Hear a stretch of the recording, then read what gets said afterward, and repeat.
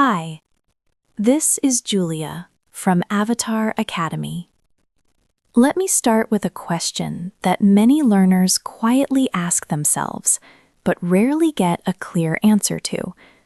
How do you really know if your English level is B1 or B2? Not based on a test score, not based on a textbook label, but in real life, when you actually use the language. Most learners don't feel confident about their level because progress at this stage is subtle. You are no longer moving from zero to basic. You are moving from basic to functional, and that shift is harder to measure. It doesn't feel dramatic, but it is very real. At the B1, B2 level, the biggest sign is not how much you know, but how you operate when English is not perfect. You can understand the main idea of conversations, videos, or podcasts, even if you miss some details. You don't panic when you don't understand every word. You keep listening. You stay calm. Your brain fills the gaps. Another strong indicator is independence. At this level, you no longer need constant translation. You might still translate sometimes, but you are not dependent on it. You can follow ideas directly in English, especially in familiar topics. This shows that English is starting to function as a system in your mind, not just a code you decode. Your speaking also changes in an important way. You may still make mistakes, but you can keep going. You don't stop after every sentence to correct yourself. You can recover. You can rephrase. You can explain something again using different words when the first attempt doesn't work. This ability to adapt is a clear B1, B2 skill. Another sign is tolerance for ambiguity. At lower levels, uncertainty creates stress. At B1, B2, uncertainty becomes manageable. You accept that you don't need to be perfect to communicate. You focus more on meaning than form.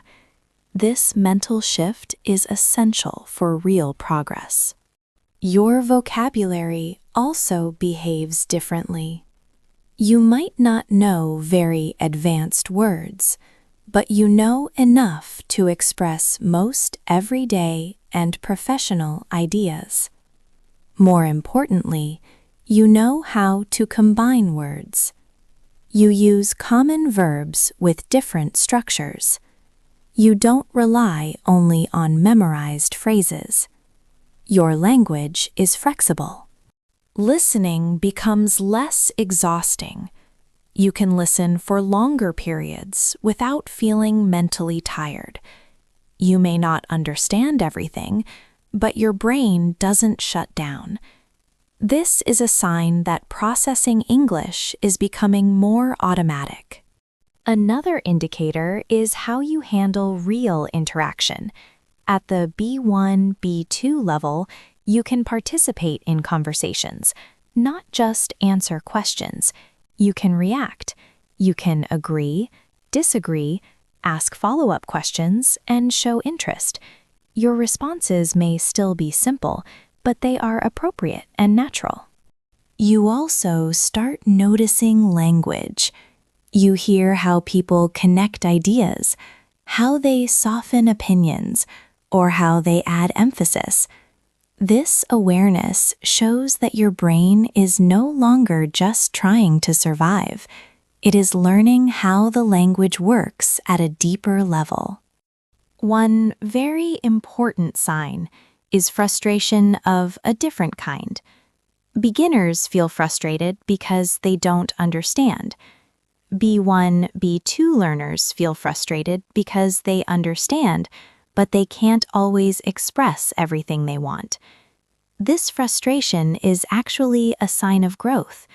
It means your thinking is ahead of your language, which is exactly where progress happens. At this stage, progress feels slower. because improvements are internal. Your sentences become smoother. Your reactions become faster.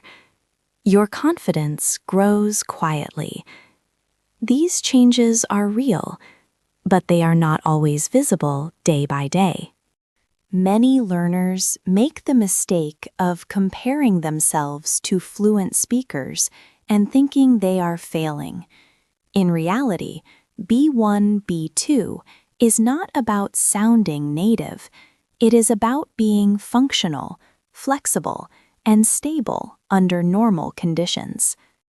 If you can understand the main message, express your ideas with some detail, recover from mistakes, and continue a conversation without constant fear, you are already operating at a solid B1, B2 level.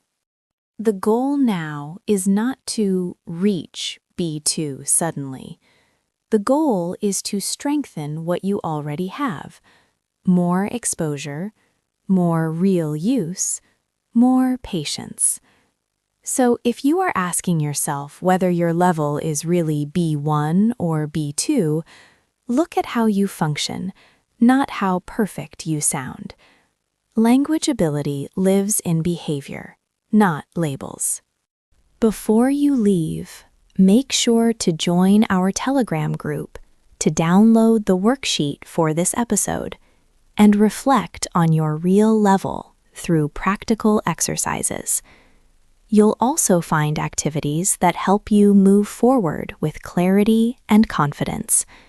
And don't forget to follow us on Instagram. The links are in the description. This is Julia from Avatar Academy.